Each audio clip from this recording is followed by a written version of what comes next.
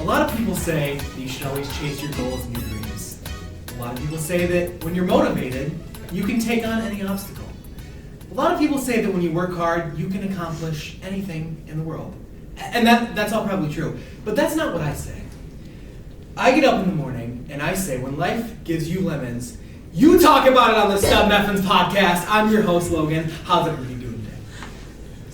I love it, Logan. That was really good, actually. I like that. Very nice, very nice. So hi, I'm Logan. This is the StudMuffins Podcast. I've never had a group this big before. There's 1, 2, 3, 4, 5, 6, 7, 8, 9, 10, 11, 12, 13, 14. I make 15 of us in here. This is going to be wild. I apologize for everybody's ears that are listening at home. If we want to, let's just go around the room and say your name and hi and like first day vibes. Go for it.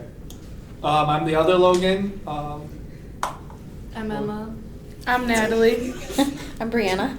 I'm Troy. I'm McKenna. I'm the other Natalie. I'm Lucia. I'm Kennedy. I'm Holly. I'm Ryan. I'm Michaela. I'm Vanessa. I'm Brielle. And together we are E107. Woo! Yo!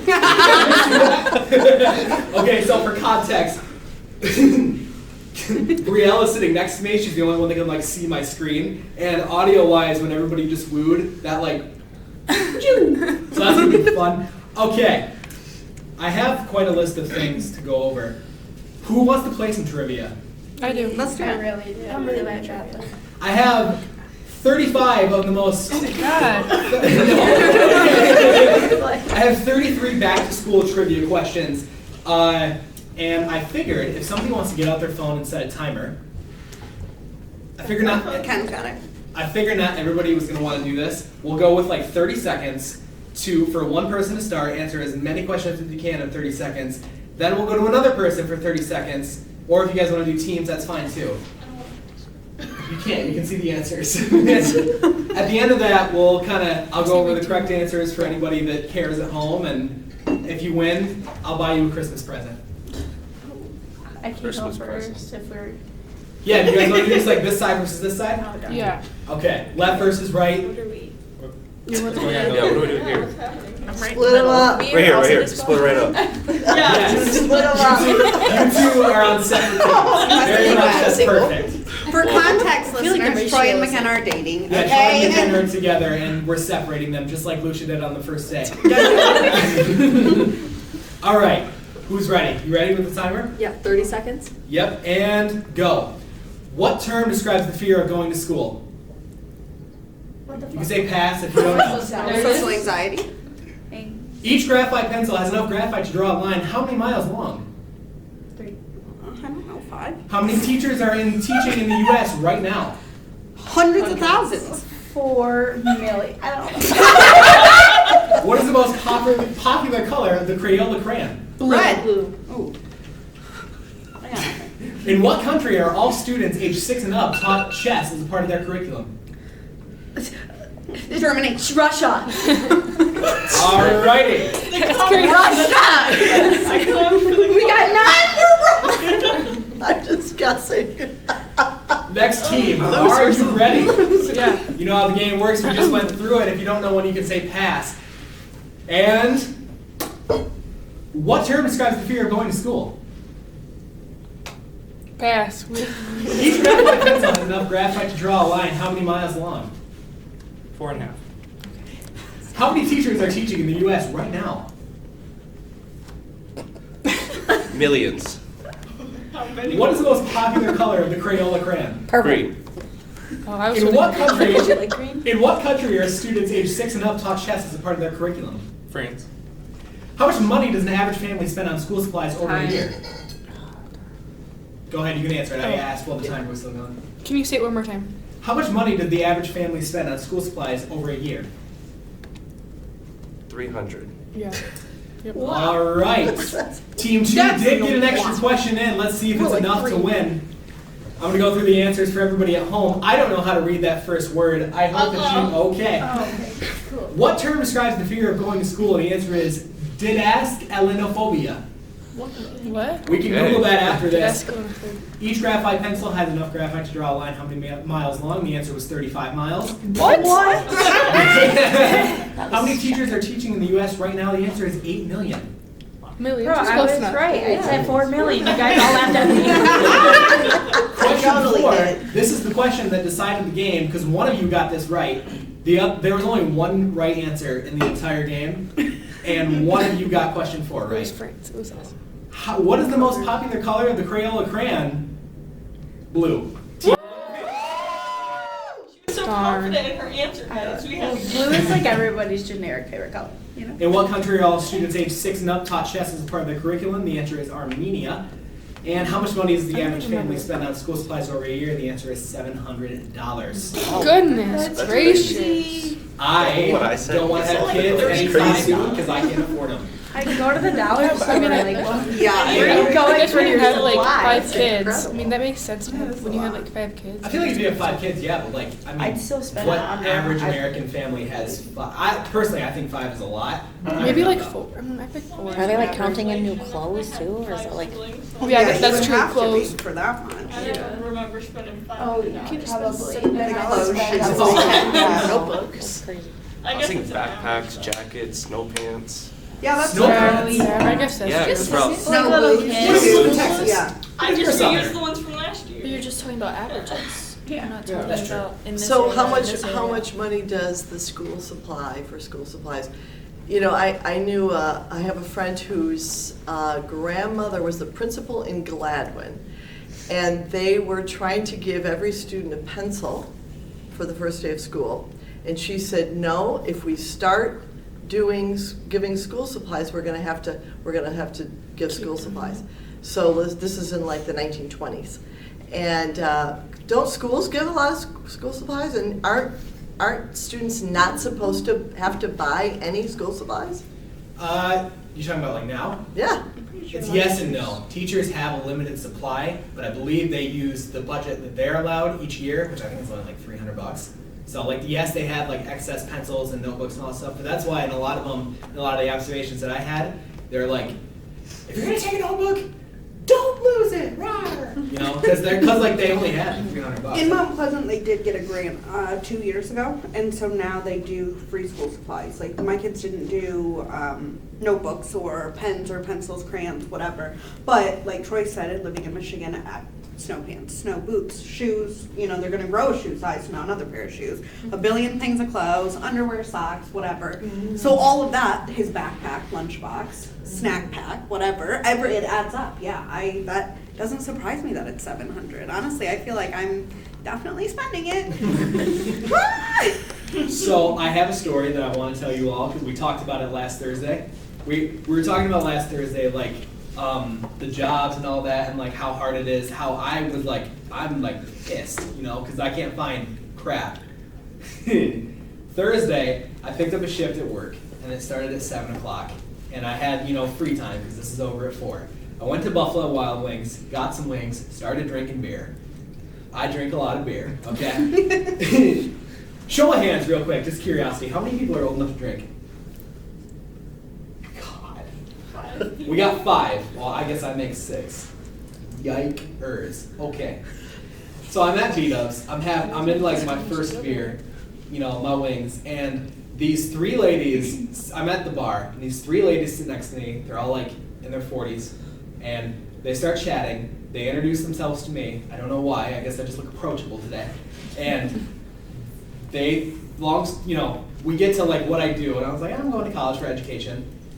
That piqued their interest. One of these ladies was the superintendent of Midland Public Schools. She was like, oh, submit a resume, I'll hire you tomorrow.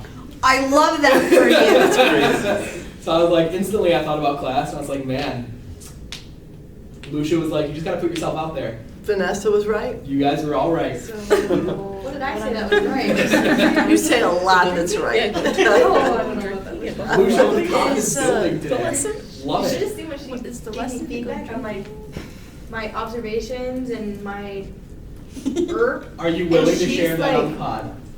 She was like, you added so much to this class. You're just a great classroom leader. True. I just Right? I would agree. True. The class would be the same without. She was just freaking hyping me True. up, boosting my ego. I would agree. That is all true. All true. I always All do. true. All true. Troy says all true. I wasn't That lying. was so nice of you. You like never talk. But it's meaningful when he does. So who wants to share, let's see, what else I have around here. Who brought any questions that they want to ask the group? Nobody. Wow. McKenna has her hand up. Oh, it's her antler. I think McKenna has a question. No, I don't. I was literally gonna say, all you told us to think about before we came Question me about this was, semester. how was our semester? Yeah, I how was wasn't your semester? prepared for Questions that about question. semester? Go I nuts. want to know what everyone's like biggest takeaway was from this class. This class or this semester? This class. Ooh, I have to start because I feel like my biggest takeaway is very different from everybody else's in that I found someone who reminds me so much of myself in little Vanessa. Shut up. Why is this? No, because listen, we are my like God, the stop. people that'll just sit there and like talk about our background and how it affects us and how it still affects the people that we love daily. And I am just so proud of you, and you make me so proud. Stop. You're so cute. Our goal is to get you to cry. On No, 100%.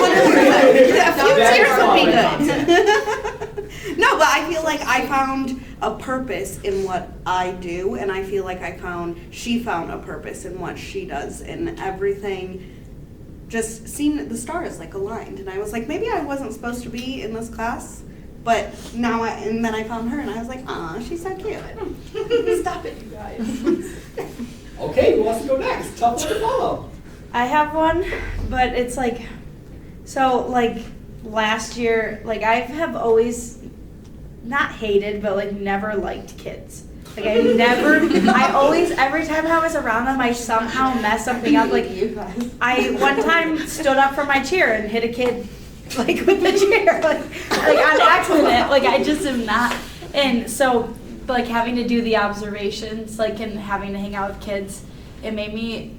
Okay, this is TMI, but like now I really want to be pregnant. Like, I want a baby so bad. I really want a baby, but I'm 19, so I can't. That's crazy. Socially, I'm like, well, it is acceptable, but I'm too poor to have one right now. You're too bored or too poor? Poor. Way too poor. I got Watch out for the flyers. boredom, because the boredom can lead to a child. Okay, who wants to go next? It wasn't like from this class, but through my observations, I came in here wanting to be like a preschool to third grade, just like gen ed teacher. But then I spent time talking to Kennedy and in a special education classroom, and now I like am so passionate about special education, and that is like, I literally work with special education kids 3 or 4 times a week now, just because I love it so much. Like even if I'm not getting paid for it, I'm like still putting myself in there because I've grown to love, because it was at one school that I spent most of my time, and I have such a connection to the kids. Like I just can't wait to have my own classroom and like have my own kids to have a connection with and like see their progress. So I've discovered. What do they must be so excited to see you because you're so wonderful. Stop it! Oh my god. It has been nice because it's been like 3 or 4 months that like when I first came in there, the kids like they were really weird. Like change is hard for those kids, so they did not want anything to do with me. It was like I wasn't even there, and now they'll ask for me. They like when I come in, like they'll hug me, which is like hard for a lot of them to do, and they like. When they're having a hard time, they usually would go to like their certain person, and like now they're coming to me with it. So it just like makes it so fulfilling. It makes me feel so good and so happy and so special. I guess I can go, unless anybody else wants to. I can go really quick. Go ahead. So we can go in a circle. Sounds good. I think that the biggest thing is building a community with the people you're actually going to school with, because just having this class has helped tremendously, just in the semester in general. So On that note, I truly hope just, people want to stay in touch. I'm a pretty open book, so I like booze. Not all of us can drink that. Okay, there's they can't. Like, figure something out. I mean, I hope everybody stays in touch.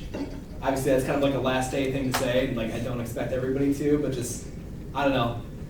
I get lonely, so I would like some friends. All right, go ahead. Going with the community portion of this,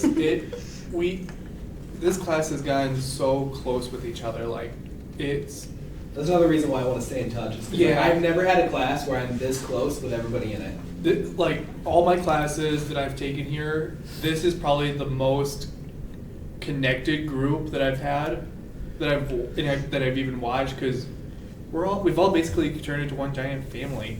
And seeing how other schools do their education programs, I see that's why they do it in the cohorts, is they'll put you in the same group, and then you go on. When we do go into the post-college world, when we're in classrooms, we get bounce ideas off each other because we know kind of where we started right in this classroom. Oh, that group chat's gonna be great. We'll keep it, we'll keep Everybody it. add Lucia Yeah. on Facebook and she'll just make a group. That's right, there you go. Oh, we were actually doing a circle thing? Might as well. Oh. Sorry. I didn't have anything prepared. Get that participation points What out do you way recommend early. your top 10 takeaways? I really liked being in the classrooms. It was interesting to see all the different ways all the teachers interacted with the students. It was interesting, in middle school, one of the classrooms I went to, she was really close with all of her students and everything, and you could tell. But then in the high school, she was actually one of my old teachers, and she was talking about how she was having a really hard year because she had the last 4 years had all of us, but then we all graduated, and she didn't know any of these kids because she didn't take the time to know all of them. And so now she's got to deal with meeting all these new students and learning all about them. And so it was weird because she wasn't that close that she was with everybody else, and it just seemed like it was she was, it's hard to explain. It seemed like she was just meeting all of these people for the first time, even though she had had them previously all before. And it's weird, and I don't know where I'm going with this.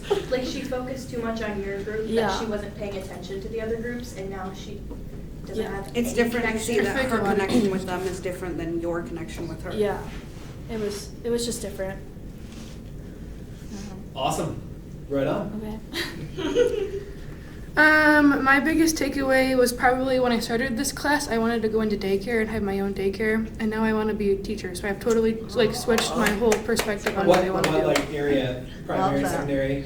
Probably, I'm still thinking preschool age because I think I connect with those kids better, but I want to be in the school system and not so much having my own business. That's awesome. Right on. What do you think was the pivot point for you? I mean, because was it just the classroom environment?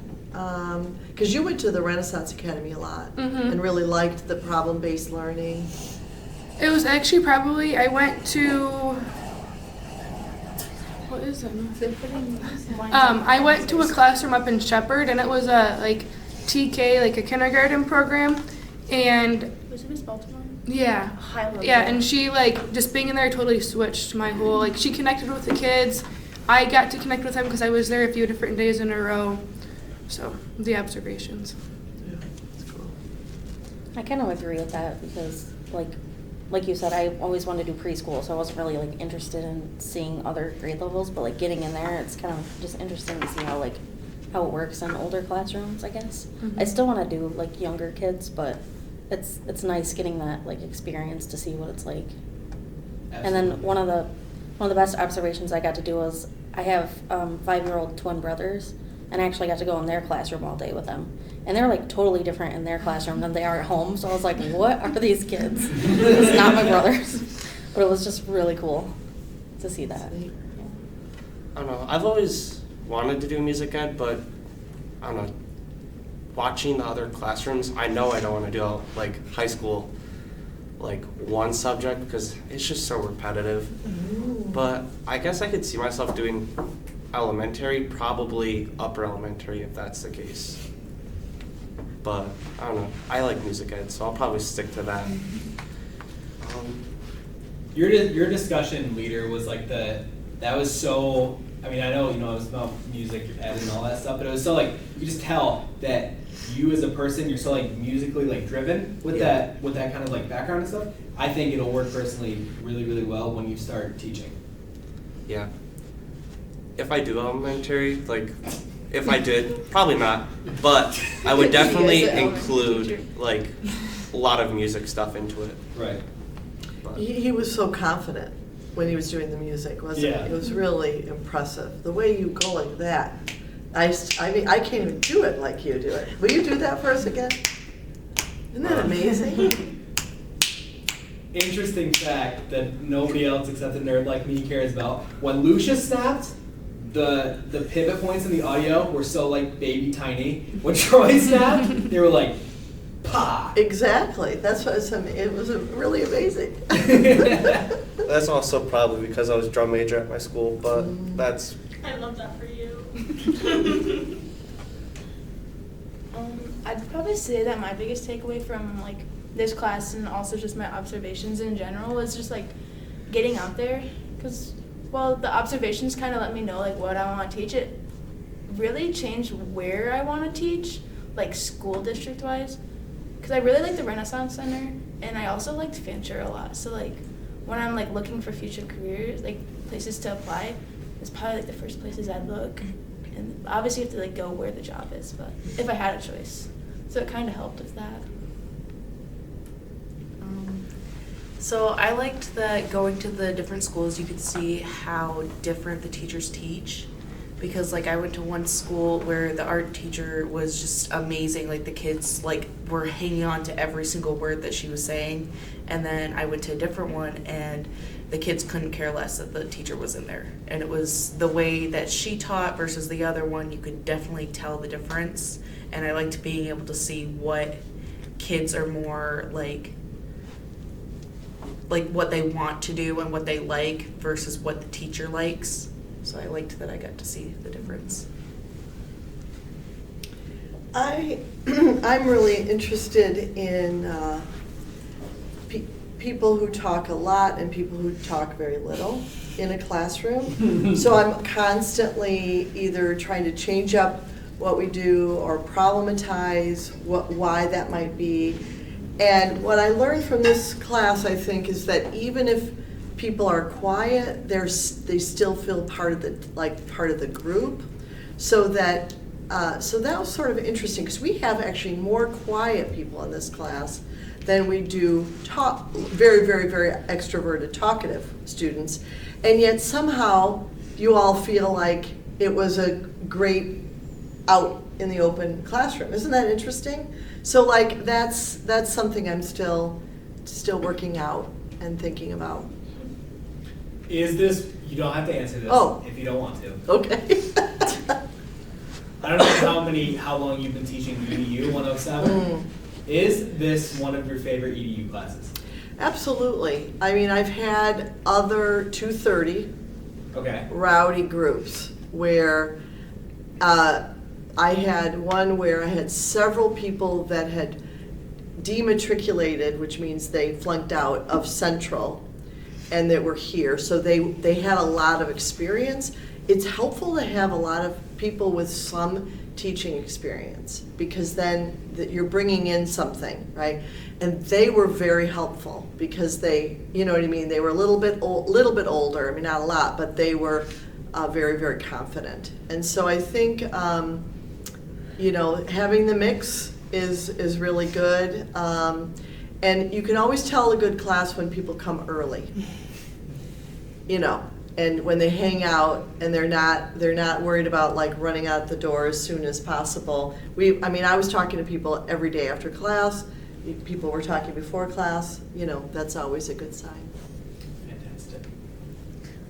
One thing I took away was probably like when I tell people that I want to be a teacher, they're all like, "Oh, good luck." But then when I say I want to be a special education teacher, it's like, "Oh, like good luck." So I'm glad that at my home school, like nobody else really was going into teaching. but I'm glad that like I found all of you guys, especially Vanessa, because she now wants to go to special education. I'm glad that we could like bond over it, and I had somebody to talk to about it. It's really nice. Vanessa, how like cloud 9 are you feeling right now? Not at all. I'm feeling terrible. I hate when people talk.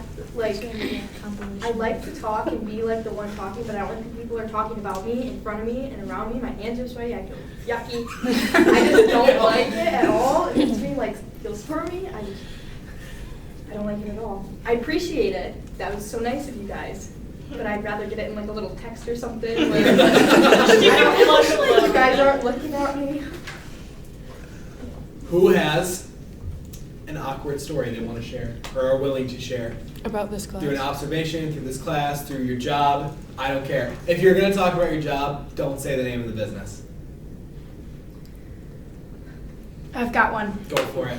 Okay, so I was observing a 3rd grade class and we went to the library and this little boy whose favorite number is 69 wanted me to read to him, and the teacher told me beforehand like he's pretty inappropriate, and I was reading to him because he wanted me to, and every 5 minutes he'd scooch a little closer, and at the end like I didn't know how to like I couldn't like get up and like move or anything, like he was like almost on top of me, and I was like, I just like turned to the teacher. I was like, Erica, the teacher was my cousin. I was like, Erica, help me, please. And then we left. And it was just, I was like, what? It was really uncomfortable. Like a little boy trying to like sit on me. Yeah. It was, yeah.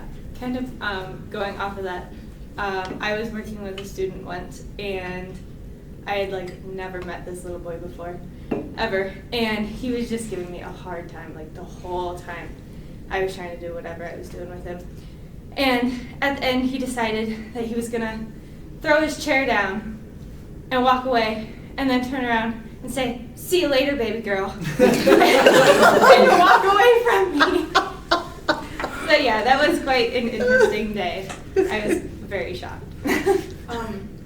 This is like, I think back and it like, I feel so terrible about this. It's like, I was, what's that word Lucia used to tell us, like, not to like, oh my god, it's like making assumptions about people based on what they look Single like. story.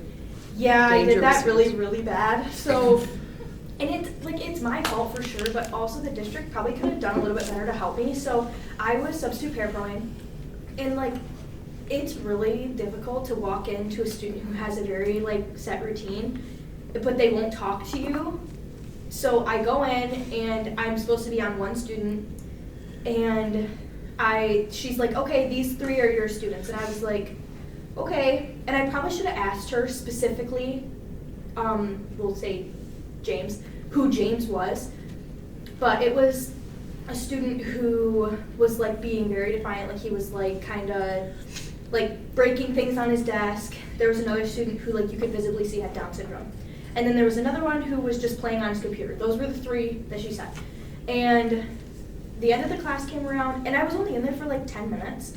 And the end of the class came around, and they all started getting up to go to lunch, and I was supposed to follow them to lunch and help them get their lunch. And the student who was breaking things all over his desk grabbed his stuff and ran out. And then the student who was on his computer, he closed his computer and left, and the student with Down syndrome was like trying to like get his shoes on. So I was like, okay, this is probably my guy. So I followed him, I helped him get his shoes on and followed him to lunch and got him his lunch, and it was not that student. I was following the wrong student, and I did it because I could visibly see that he had Down syndrome, and I thought this had to be my guy, and it wasn't. And thankfully the student that I was supposed to be on, he was like, he did everything on his own, like he was fine. And like it was just the lunchroom, but I feel so guilty about it. And it was so embarrassing when I was like, "Hey James, how are you doing?" And he's like, "I'm not James." And I was like, "What?" And I had to like go find someone, and I was like, "Hey, can you tell me who James is?" And they're like, "Oh, he's that one over there." And I was like, "Oh, okay." And I was so embarrassed.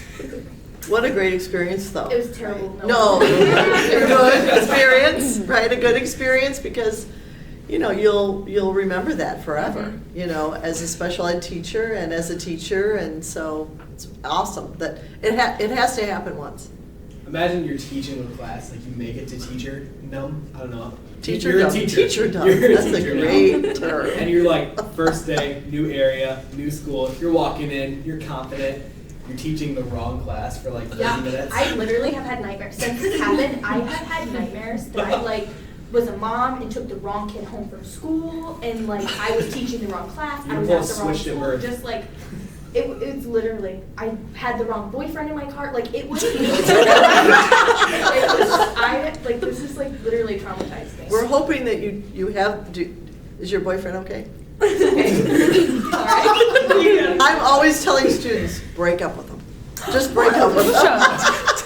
She was literally telling us. She was telling me about it. She goes, "Don't break up with." Don't get too attached. You're young.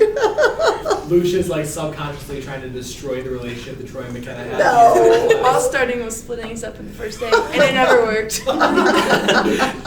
Have you ever like you're leaving the grocery store? This happened to me with my ex's vehicle. Oh, I cried. I was so scared of what was going to happen. I was leaving the bank, and I got approved for a loan, so I was like on cloud 9, and I had to borrow her car because mine was in the shop, and like it didn't have an automatic unlock. It was the door one, so I went to put the key in, turn it to unlock it, and I was like, why the fuck isn't it unlocking? So I put a little pressure on it. The key snapped inside the door.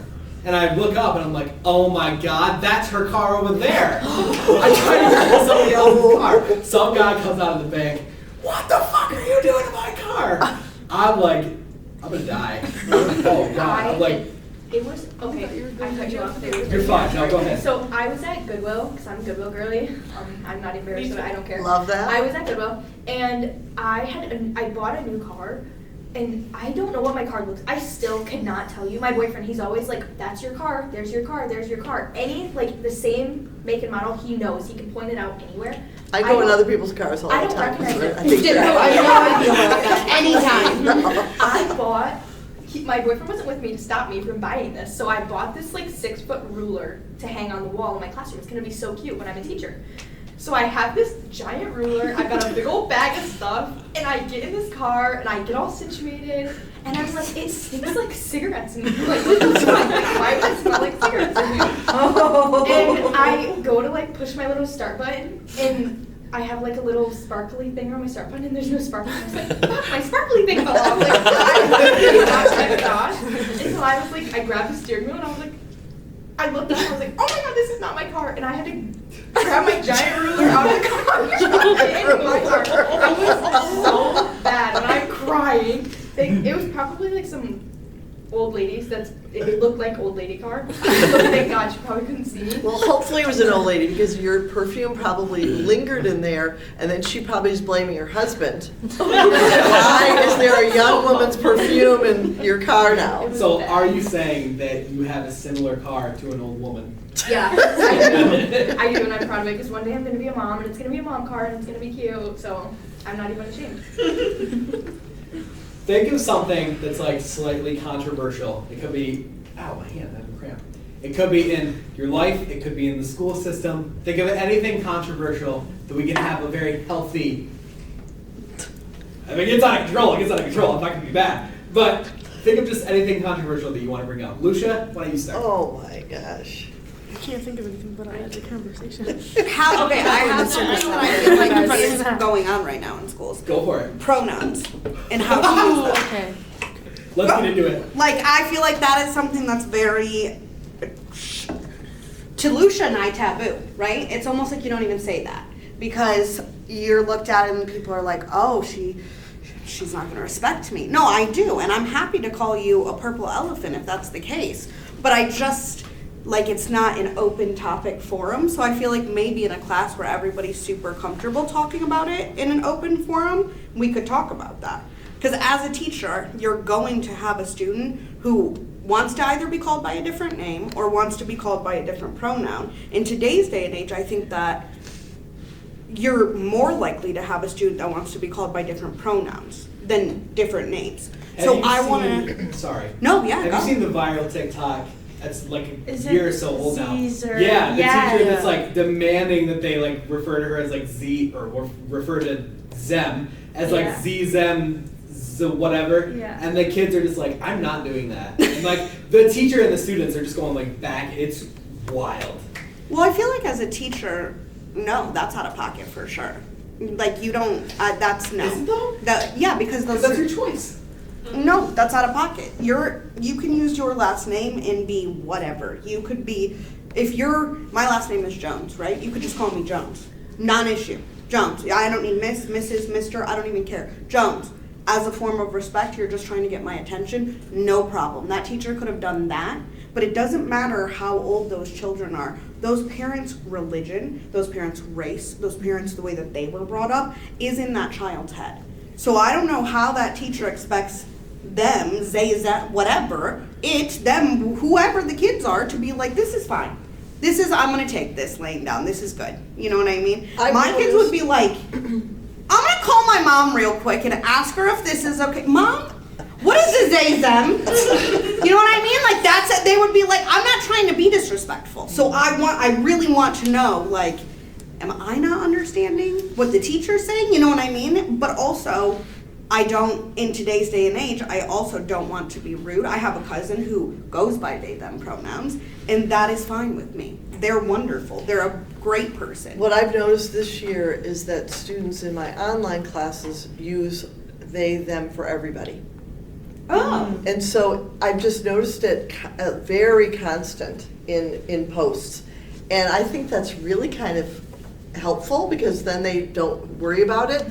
I just yesterday sent Logan an email and introducing him to a gay student at Mid, and I because he talked about the group that he is leading at Mid, and I for a while was like, did I get the right pronoun right? Because I said she, and so then I thought, nope, she and I have talked about this, and so I could have said they, but so there is a lot of second guessing, because you want to be respectful. The other day, on Thursday or whatever it was, made me feel comfortable to pose that question because you have a background, you have a knowledge to say, I think that, and for me, so much so, especially as a cis white woman, I think I second guess myself a lot in that. Can I ask a dumb question?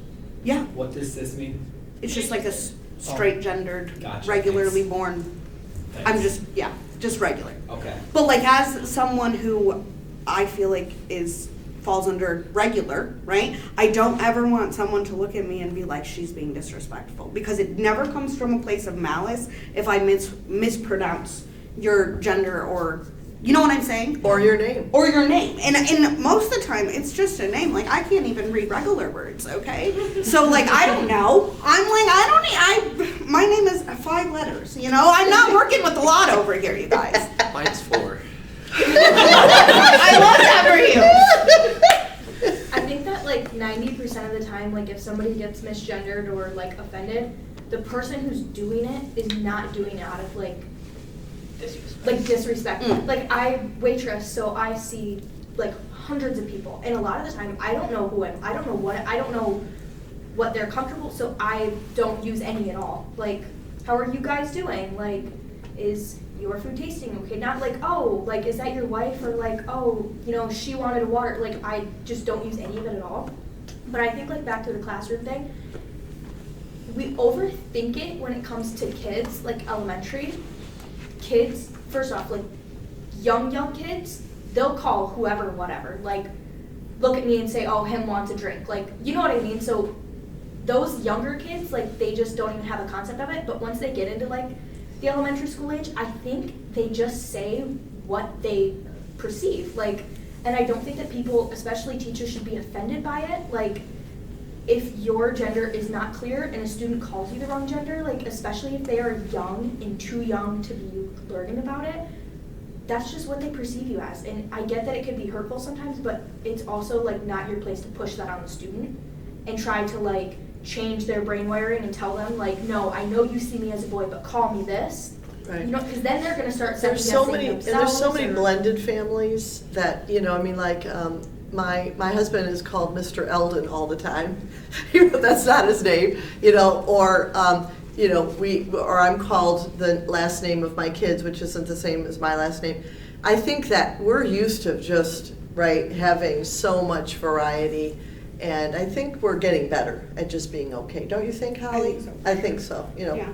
we have so many different, you know, everybody's. And I don't think as much, like, I agree 100%, Vanessa, but I don't think it happens as much with the teacher as it does with the student. And my fear more so is that that student could be being misgendered at home constantly, where they're not comfortable with speaking about their gender or telling their truth. So I always want to be very, I guess, progressive with it. You know what I mean? Yeah. And make sure that, like, we realize that just because if you believe that there's only two genders, and you have the right to believe that in America, if you believe that, that's totally fine. But maybe their parents do too. Maybe that's not what they believe. So maybe we should get down on their level and, like, talk to them more. And I love that you have that group going. Like, I feel like you should talk about the group. We need to know. You weren't here? On Thursday? Oh yeah, let me tell her about the group. So I am one of the presidents of the Mid Alliance organization, which is a student org that is a community for LGBTQ and allies, just to get together, hang out, just hang out and be together. Oh, okay. So That's nice. But it was cool because I feel like my husband is a lot older, right? He's 35 and he's been in the military, and so there was like a lot. Don't laugh. It's old for me. You leave me alone. We're young if he's 35, okay? So we're gonna call it what it is. Anyways, so I feel like for me it was great to go home and say that to him. Like, you're never gonna guess what we were talking about in class, and it was about clubs. And he's thinking like I'm going hockey or, you know what I mean, sports, wherever, because he has an older mentality. And I was like, no, it's a gender alliance group. And he goes, what is that? And it was so cool to be able to explain it to him, and then him be like, that's great. Like, that's great that you guys have that. That's wonderful. We're trying to do that, I think, in the military and in the media and out in the regular world. But also, we live in Mount Pleasant, and it's very small. It's very compact. It's very white. It's very conservative Christian, you know what I mean? So there's a lot of, like, you want to try and remember that we're just a teeny tiny little dot on the map. Do you feel comfortable at Mid and with your teachers and yeah? Oh yeah, absolutely. Yeah. Especially on the Mount Pleasant campus, up in the Harrison campus, that's your redneck boony people. Shout out to Harrison, which is where I went to school in Clare, which is just south of the Harrison campus. And coming to the Mount Pleasant campus, you got the younger group, up in Harrison, I had classmates that were like, this is their second life that they're going through, and like most of them were 40 up, where here I'm in with. So I'm at the wrong campus. 30. Sorry, everybody. See, I don't know, just because when I redid my stuff, I had to kind of because I never really finished entry level classes. But I have never, pretty much everybody has been younger than me in class, since I've come back at Harrison and here. You were gonna say something. No, I was gonna say something about what Holly was talking about. As a Christian, I've had to deal a lot with thinking about that situation and what I'm gonna do personally, because it goes against my personal beliefs. And somebody flat out told me that my job as a teacher is not to make you comfortable, it's to make the kids comfortable. So I've also been doing that. It is hard too. And the way that you're raised, especially in religion, I can attest to that. It's hard. It's very hard when you walk that fine line. My husband is I'm going to call our cousin a she. She's born a she, so she is a she. And his family is very much like that. But it took 3 years of me being like, where are they? Why aren't they here? You know what I mean? And just being the only one to go against the grain and say, I believe exactly what you believe. And I 100% could agree that there probably are two genders, but that's my belief. Right. That is not her belief, and that's not her parents' belief. And to ostracize them out of our entire family is mind-blowing to me. So I was like, no, I'm just going to keep asking for them, and I'm going to keep showing up, and I'm going to keep bringing them around. And I think that it's great to talk about the moral struggle it's going to be for you as a Christian woman, because it is a struggle. It will be a struggle for you to look at them and say, you know what, I respect you enough to not put my beliefs down your throat. Mm-hmm. And sometimes in the media, like right now, I feel like there's RuPaul's Drag Race has a 5.5 minute commercial out right now. A 5.5 minute commercial. I've never seen a commercial that long. Wow. And so that's a lot. Yeah. But I looked at it and I was like, drag is a very controversial topic, and drag falls in this realm and in that world and stuff. And my husband was appalled. We had hours long discussions just about that commercial, because in his mind, their agenda is getting shoved down his throat. But in school, there's no way as a teacher I could look at a child and say, no, in Christianity we don't believe that. But I will say there are Christian and Catholic schools that you can go and say that at, right? You as the teacher do get the option to say, I'm gonna work at a private school district because my beliefs line up so strongly that I think that that's where I need to be. Can I ask you two a question? Can I interrupt? Sure. So I think the key is this danger of a single story idea, that you need many stories about many people. And I think reading stories and watching films and having more exposure to lots of stories really helps. I just read Mad for Honey. It's by Jodi Picoult. I think that's the name of the title. And there was a scene that was amazing where a little boy was going to the beach with his family, and he was sitting in the car. He was in the car, and the mom was like, "Honey, how come you're not coming out to the beach?" And he said, "I don't have a bathing suit top. All the other girls have bathing suit tops, and I don't have a bathing suit top, and I can't go out on the beach without a bathing suit top." And then the mother then realized what was going on, right? That he did not identify as a boy at all. And then it went through this process. So we need stories. We need lots and lots and lots and lots of stories from lots of people. Testimonies, but also people like Ellen who came out in public, and lots of people that have come out. Yeah. And I think being exposed to it, like in your personal life, is the only way to be comfortable with it. Like, it's literally like, so in high school, I was a part of a friend group that was like 8 to 10 people, and I was the only one in the friend group who was like not transgender, was completely straight. Like, all my other friends, they were either like transgender, bisexual, gay, whatever type of thing that they had going on. Like, I was the only one. And my boyfriend, he was on the football team. We went to Beaverton. I was the only Hispanic student. I had one other Hispanic student my entire like K through 12. Like, Beaverton is very like small and very white, like yee, like shut up, Beaverton. It's really bad. Like, there's no diversity, and people are very close-minded. And my boyfriend was friends with all of the people that would make fun of my friends. You know what? Like, his friends would make fun of my friends.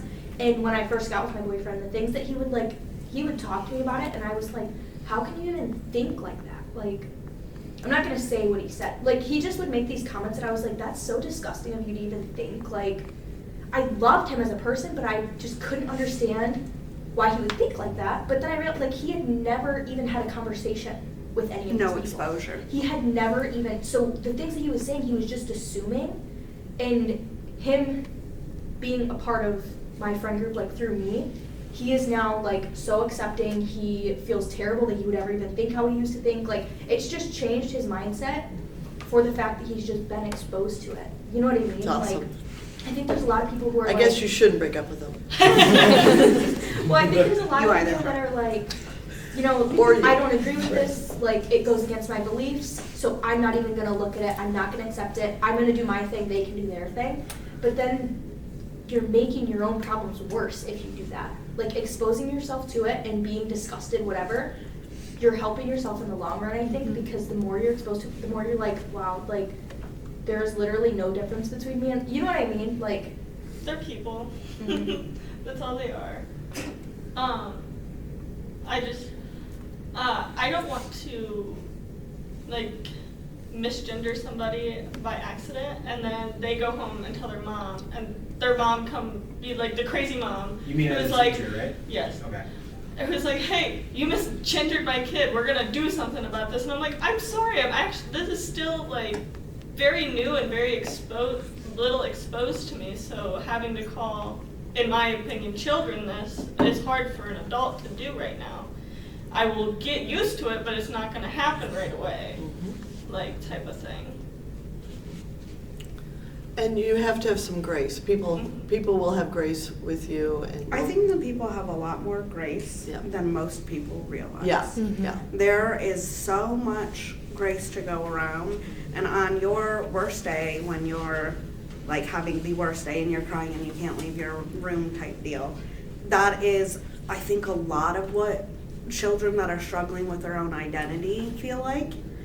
And they feel like that all the time. So just you being there and calm, remaining calm, you know what I mean? Even if you're like, I don't understand, but I'm trying to, honey, is so much better than no one being there for them.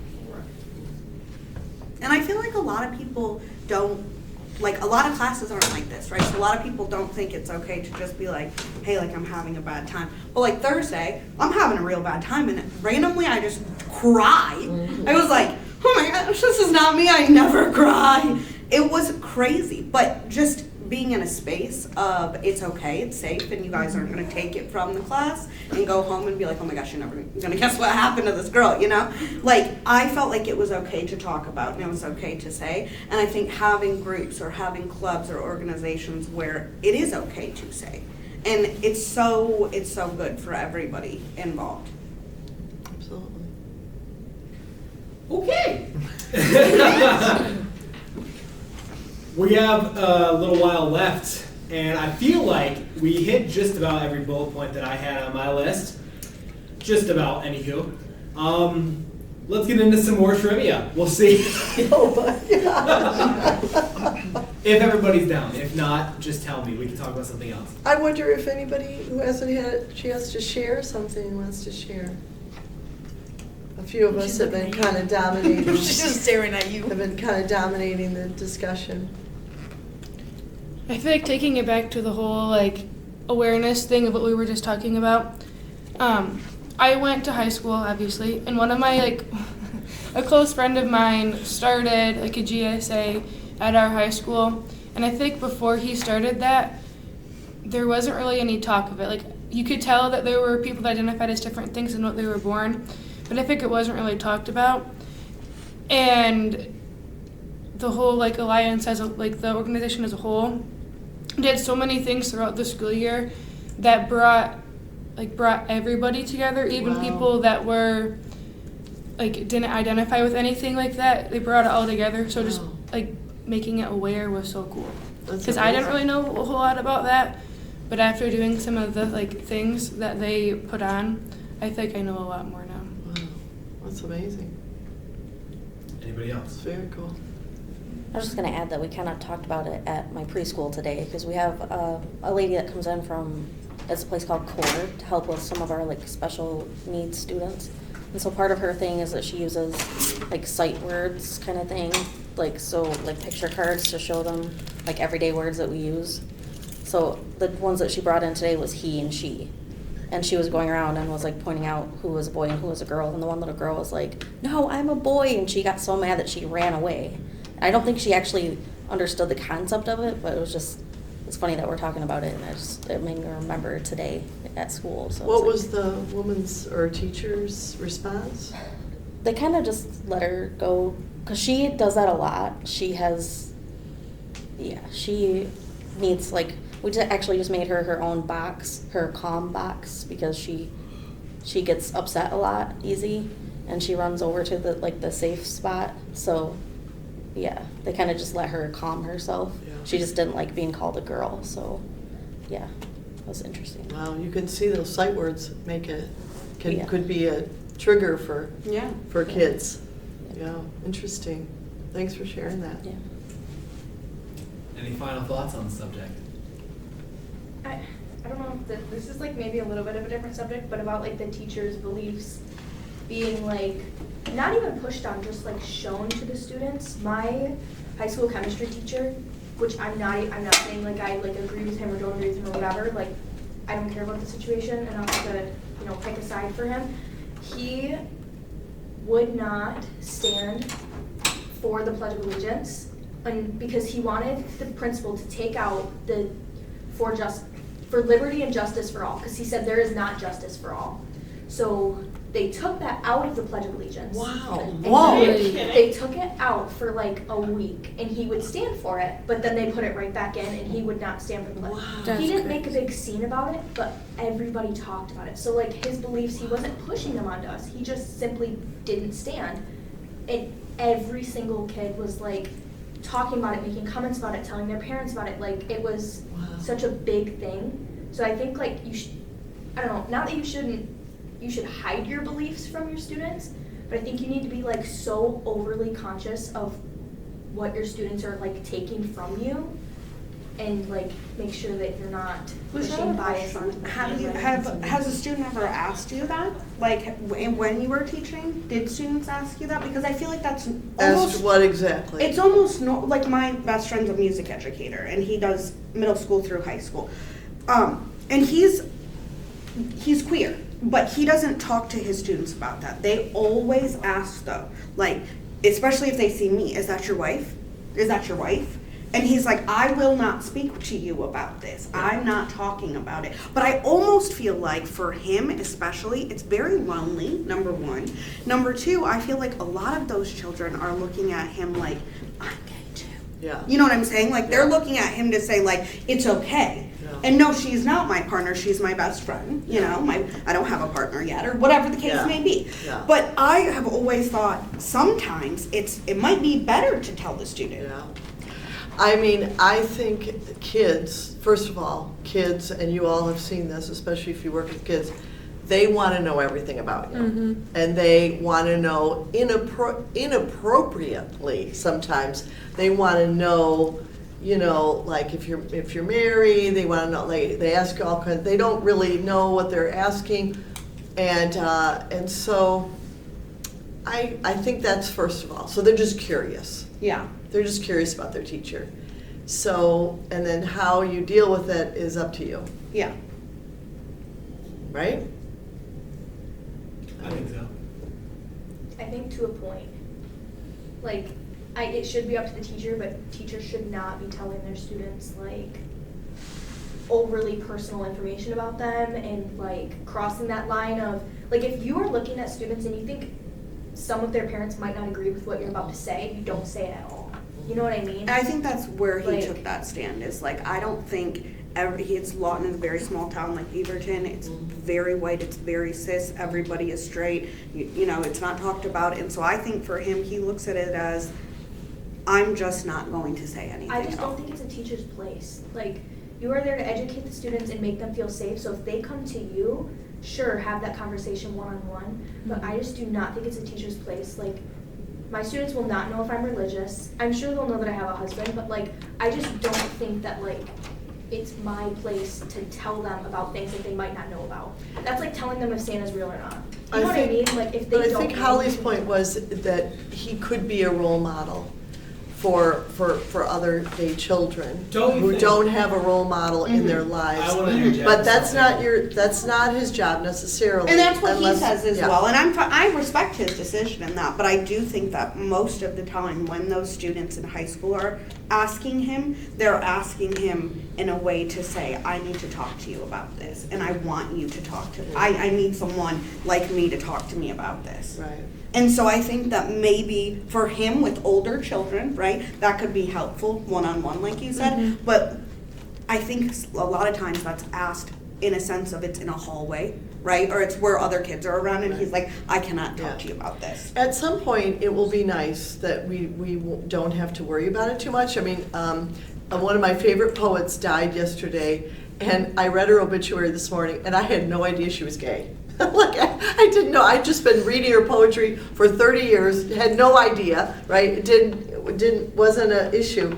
So someday, we're not there yet, right? Right now, we need more exposure and we need more stories. But and my coach Richards, who I told the story about last week, she was gay. I didn't pay any attention to that, So I think we're not there yet. Do you think that if we were to, I'm not saying that anybody who identifies differently than straight, whatever, I'm not saying that everybody needs like some sort of counseling and therapy, in my opinion. Don't you think that if we push that more in like a public school system, like let's say that teacher's name, I'm going to call him Mr. Jack. Beautiful. Okay? Mr. Jack feels this way, and he could talk to these kids about what they're feeling, so they don't have to get all public about it. He could just be like a one-on-one. Yeah. But if there were not necessarily a club like we have here, but if there were like a more personal one-on-one setting, then it's then the counselor's job to be like, hey, this teacher feels this way. You two should, talk, and he could be kind of a mentor to you in life. I think you could even make it like a lunch thing, have students come, not so much like in private, but make it so it's not an in-class public thing, but take time out of your day at lunch once a week or something to meet up with these kids that he can connect with on that level, but that way not everybody and their brother in the school system knows about it. I think that's great. I wish they would push more I've seen it a little bit in observations to where they're pushing counseling a little bit more. Claire as a therapy dog, for example, I'm sure other schools do as well, I just didn't see any. They're pushing it more and more, and they're kind of realizing the benefits of it, but it's still not, I think to get to a safe place where everybody feels comfortable, where you don't have people who just because they haven't been exposed to it, they're so closed-minded from it, I almost think it's a kind of a thing to where if we can have a person that's safe to talk to, like a counselor or whatever. Like a school social worker. Almost. Exactly. That is why I'm going into school social work, you guys. That is the exact reason right there, is because I feel like, so my child, I think, is probably going to be straight, but who knows, he's 9, right? But he doesn't care. He wants to hang out with the girls, and he also, being autistic, has a thing for anonymity. That I think a group like that would help him thrive.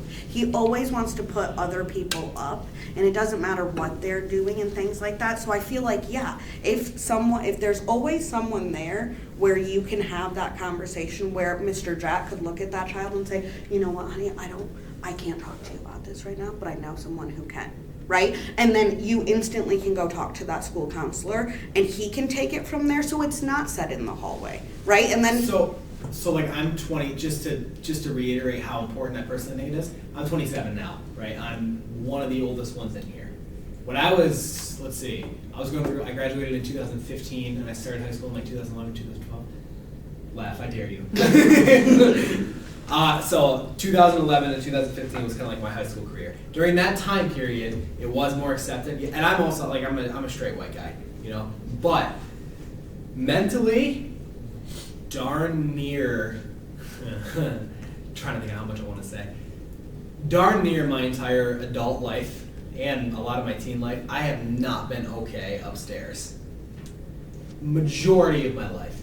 I have never, ever in my life felt comfortable enough around somebody to share that kind of stuff, to get any tips, tricks, anything. And I've tried. I've looked from Mexico to New York. I've tried every aspect that I can possibly think of. Nobody, from my experience anyway, nobody is out there. Nobody is because you don't want to tell your peers, what's mentally ill. Yeah, exactly. No, I get it. You want to seek a professional. You want to get actual tips and tricks to get. We have counselors at Mid.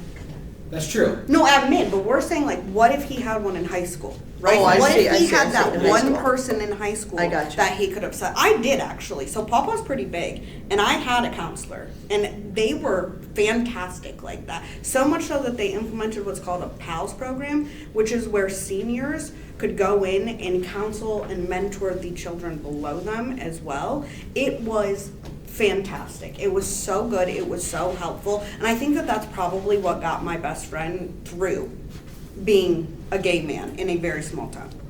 We had something similar. We did have guidance counselors and all that stuff, but it's that's maybe it was just the town I grew up in. I'm not really sure, but I always kind of viewed it as I don't want to do that. I don't want to have to be seen that way. You know what I'm saying? Yeah. So my point is I think if it were taught from like which I don't know if it's necessarily being taught now, but it's definitely being looked at more now. If it were taught more from like maybe a second grade onward level of why it's important, all the stuff that you can do, I think people would be more comfortable with it. I agree. Because I don't even feel comfortable Even now. just having the school social worker come into the classroom and do a monthly check-in, in my opinion, is the biggest thing you can do for those kids, because most of the time those kids don't want to tell their classmates or their teacher what's going on at home, because you don't want to be looked down upon. Sure. You don't want someone to say, oh, maybe you're crazy, you know what I mean? Like, so I feel like them just stepping in and saying, hey, still here, gonna be here all year, just making sure you're okay, you doing good, you know what I mean? Like, I'll be downstairs, and then randomly coming in and assessing with those kids that need more help and being there for them. I think that that's a huge step. Like, if we could get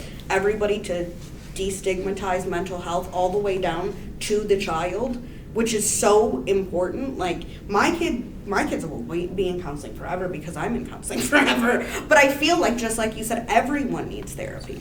You could talk about anything. You could talk about, you know what I mean, your favorite color. Like, it doesn't matter. But I feel like if you knew that that was there and it was free and it was a tool that was implemented and used all the time, it would be so much better mentally. How many of you have talked to a counselor or therapist before? Almost all of us. Hold on for the audio listeners. 1, 2, 3, 4, 5, 6, 7, 8 out of 14. Do I make it? 1, 2, 3, 4, 15. 8 out of 15. Your name's Brielle, right? Yeah. Why haven't I? Because I've like shared with you guys, like, I had a pretty rough childhood. My brothers had a worse childhood than me, but their toughness like really like stuck with me, so I kind of carry it as my own. And I had multiple resources at my school that I could have went to, but I was so embarrassed. I literally would not go. Like, and I was so good at like faking it. You know what I mean? They Like, call it masking. I was so You're the good at armor. it that You they took didn't their even, armor. They didn't even ask me. You know what I mean? Like, I was counseling other kids. You know what I mean? When I needed it myself. And when I was like, I want to say in 8th grade was like the worst of it with my like home issues. And I remember I was at lunch and I was spiraling. Like, and I had to keep it together because nobody knew. And I was so scared that somebody would find out. So I was like wandering the halls and I was like literally darting between the hallways, and I found an open door and I literally ducked in there. And it was my geometry teacher. He was new. It was his first year teaching. He had just came out of the military. And he was in there and I didn't expect him to be in there. And at that point I am like red in the face, you know. I gave it to him. Okay, sorry. Like, I'm listening now. Sorry. Upset, whatever. And I sat and had lunch with this teacher every single day for my entire 8th grade year. Wow. And just talked about it. And That's amazing. And it was because nobody knew what I was doing in there. Nobody knew that I was even How did going. that get set up? I got distracted. So I was at lunch and I was like spiraling. It was, my friend had asked me, they're like, how are you dealing with not seeing your brother? Because my dad had taken him and I hadn't seen him for like 6 months. And then when I piss of my life. I did see him for the first time in a picture, and he had changed so much, and it was so hard for me, like, that I missed that much of his life. So I was like spiraling, and I was literally darting through the hallways. Like, I could have went to the counselor's office, but I was so embarrassed. I darted to the first open door that I saw, not expecting anyone to be in there, and he was in there, and like stopped me in my tracks. My face was all red, like I was crying. I was so upset, and he had literally just, what's going on? And I like broke down. This poor man was his first year teaching, like, and he made me feel so welcome that I had lunch with him every single day, my entire 8th grade year. So you didn't go to counseling, but you had But I someone. had someone that I talked to, and I don't know, he just, like, he still I am in contact So with him, maybe but as teachers, he has- just be an open door teacher is what you're saying. Literally Like just be maybe open as door. teachers, Because- remember that story. And he did push me to counseling. He's like, I really think you should go to counseling. He's like, I love talking to you, and like I don't want you to feel like you can't talk to me, but I can't help you. Like you need counseling. I still have never went. I will one day, not today, but Good job. he just made me feel so safe to talk to, and it was counseling without the judgment. You know what I mean? Like I feel like people who go to counseling, There's no stigma because there's no word attached to it. Like I just felt like everybody was gonna look at me like I was the girl who always needed help. Like you know what I mean? Like I just didn't want to be seen as someone who needed extra help. Like that was like the thought of it made me so like uncomfortable that I did anything to get away from it. So finding this teacher, like he saved my life. Like not to make this like terrible, but I had plans of like I was over it. Like I was so over everything going on.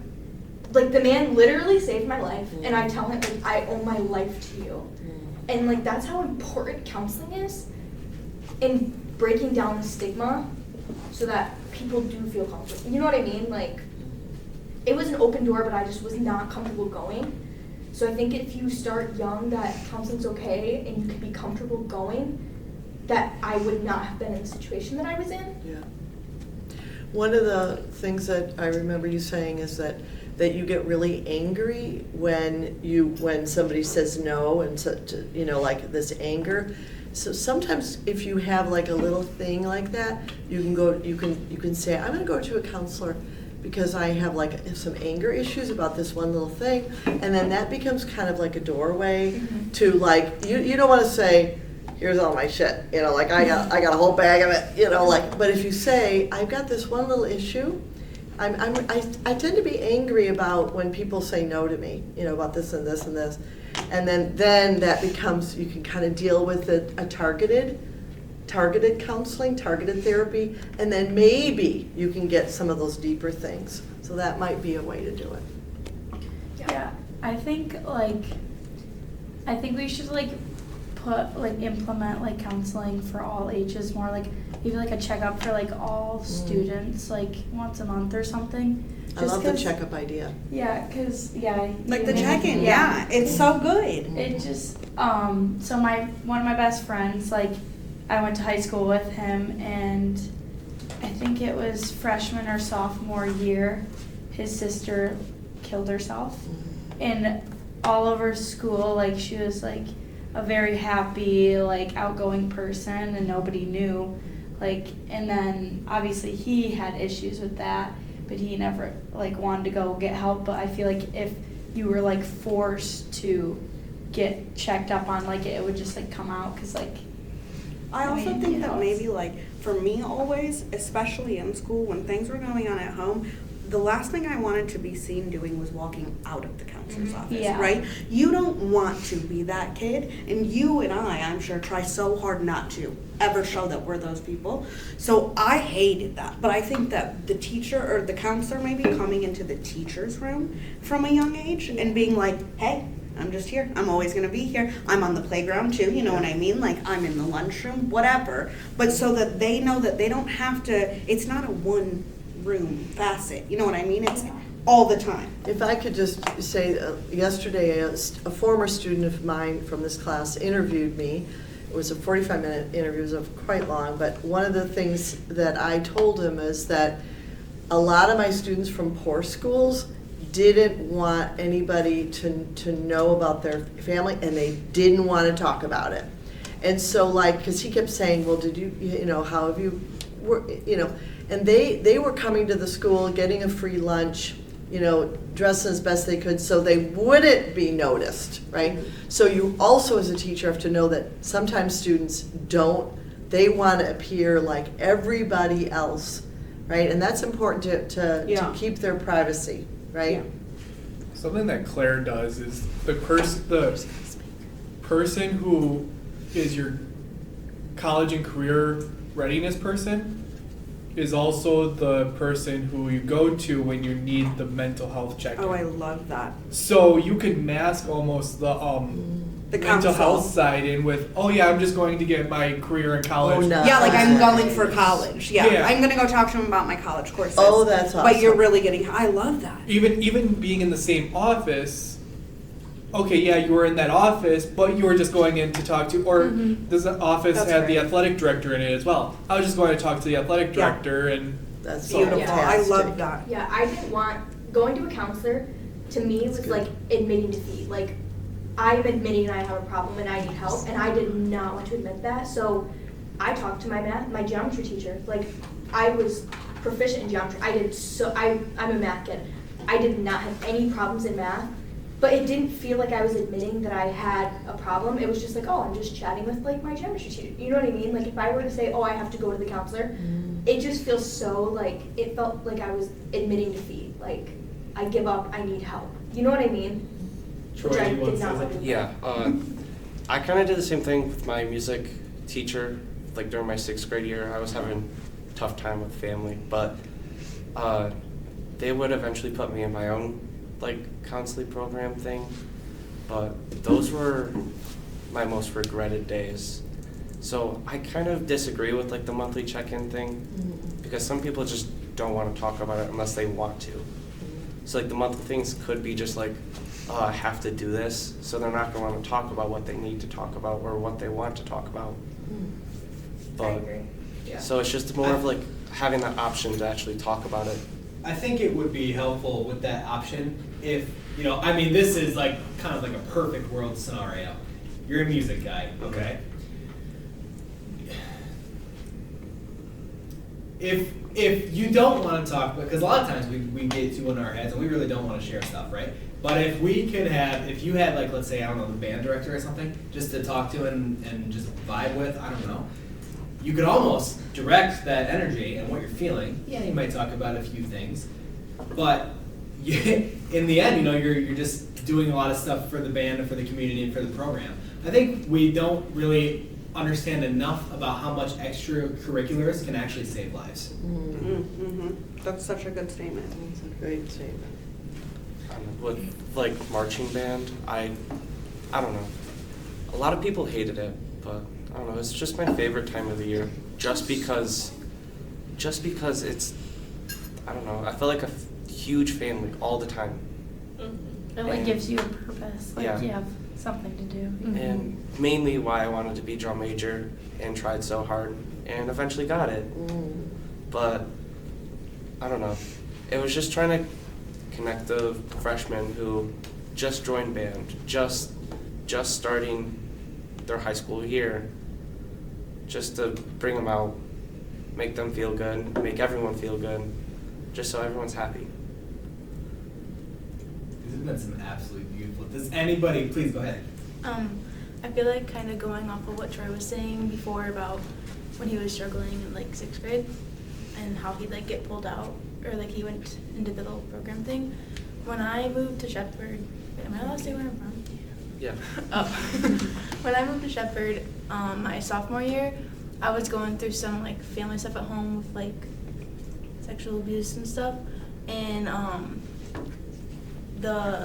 I went and reached out to the band teacher, and eventually there was a point where she couldn't really do anything, and so they told me to go to the counselor, and the counselor just kind of put me in like another group where they'd pull the same amount of students out like once a month and do the weekly checkups or the monthly checkups, but like it kind of gets to a point where everybody knows what's going on, like the same students are getting pulled out every month, and it's not very like safe feeling. That's true. That's why I feel like maybe just being there, like I know at Fancher, lots of times they have the counselor just there out on the playground or just there, you know what in a very big open setting to where it's, maybe I untied my shoe, right? Like maybe I need my shoe tied from that person. And so they're out there just to help, like they're a helper, you know what I'm saying? But they're not pulling the kids by themselves to come out and then throwing them back in to say, oh, look at me, I'm the pariah that leaves the class every Wednesday. You know what I mean? No, instead they're there all the time. So if they need something, they could go up to them. But like you said, they don't feel the pressure to. It's not a force, we're going to talk about this. You know what I'm saying? I want to say one thing. Going off like what you guys said about like the monthly check-ins is like what you said about that girl that was like always outgoing and took her life. I think like when I was in school, I was always like the outgoing, like popular girl, but like no one ever seen what was going on inside, so I wish like we would have had that. Yeah. Like it's the people that you don't expect ever. Mm-hmm. So Yeah. Okay, so I feel like with the monthly checkups would be a good thing, at least for like when I was in high school. And also like if the counselor would have stayed past school time, because I was really embarrassed to go talk to the counselor because of something. I used to get anxiety attacks really bad in class. Sidebar, just because you said that, I don't know if anybody noticed, but it's 3:54. We're over, but because we're all such a close group, I feel like, it feels like we just started class. Please continue. I feel like if a counselor stayed like after school, it would have been a lot better. It would have been easier to go and talk without like kids, like you're being in class getting pulled out of class. I feel like if you could have like scheduled time then, because I feel like being able to go and talk to a counselor would have helped me a lot in high school, but I was embarrassed because I didn't want anyone to know what was going on. Sure. And like all I had to talk to was like my mom, and like sometimes she didn't even like listen to what I was saying. But I think one of the things I've been trying to push, I have a lot of athletes, mid-athletes in classes, and I've been really challenging them to say, isn't it your job to make sure there's no bullying going on? You know, and imagine if all the athletes in a high school, right, in a high school. That is one very positive thing I will say about the class that I graduated with. Yeah. There was absolutely, I didn't see it. I guess maybe I was just blind to it. Mm-hmm. That's a very strong possibility. But we really didn't have it that huge. And it was actually a lot of because of those kids like that. Right. Again, I'm not saying that happens every time. Right. But coaches could really insist, this is your job. Coaches should do more. This is your job. And also other extracurriculars also, right, should be monitoring, because it's at the kid level, right? I think that having things like theater, music, karate even, you know what I mean? Like random things that we don't think about so much as extracurriculars, but just being the teacher to be like, I'll start it. I don't know how to do it, right? I have no idea how to do karate, but I would start it, and I would have so-and-so come in and teach the kids. Having that extra space, just so like you said, there is still a counselor there, and we do that every Wednesday. We got karate going on, but the counselor stays late Wednesdays. So after 4:30, he's still there till 6:30, right? So you have a reason to be there too. And I think that that's such a beautiful and inspiring thing. Like that should be happening at all schools. We should probably close. Closing remarks, anybody? Thank you all so much. I guess I'll lead it. Jump in if you feel. You are all absolutely such beautiful and wonderful people. I truly hope that, I mean, if I never talk to you again, I honestly hope you remember how absolutely freaking wonderful you are. I hope you all achieve your dreams. I hope you all achieve what you're looking for. Thank you for being a part of the StudMuffins Podcast. We have a little something for you, but you can turn off your... It would be better if I left it on. Oh. For the pod, maybe. We have our classroom leader, one of our classroom leaders, has something for you. I didn't know I was supposed to bring it back in here. It's a pony. That'd be great. I wish it was. You guys It's a pony. Let's go. A pony. Stop it. I don't know if everything's in here. For the listeners It's at all right. home, I'm very confused. This is our thank you. Thank you, Logan. Mama? Oh! SpongeBob drinking at Celsius. Thank you for producing our podcast, Logan. You always bring so much personality to class and make it fun. Oh, thank you. Thank you all so much. Goodness, God, you make me cry. Oh, it has his name on it too. That's pretty cool. Hey! I wanted to actually read this book. Oh my goodness, you guys are making me like feel important. I knew that it was a man book. This is the Don't Believe Everything You Think? Yeah, I got that for you. You guys are so sweet. I know you like it. Thank you. Thank you so much. Thanks for doing our podcast, Logan. Yes, It's a lot of work. Thanks guys. a lot of work. That's Thank you. awesome. Oh, goodness. You guys are so sweet. Well, StudMuffin listeners, I'm at a loss for words. I don't know what to say. Thank you so much. And please, keep each other posted. I would love to have like a group chat to check in with each other whenever possible. Seriously, you are all absolutely wonderful, beautiful people. I hope you achieve what you're looking for. We need good teachers, and we do. We will have them. Well, I think we will. Yes. Go team! What have been Lakers? Go Lakers! Everybody have a terrific day and stay beautiful.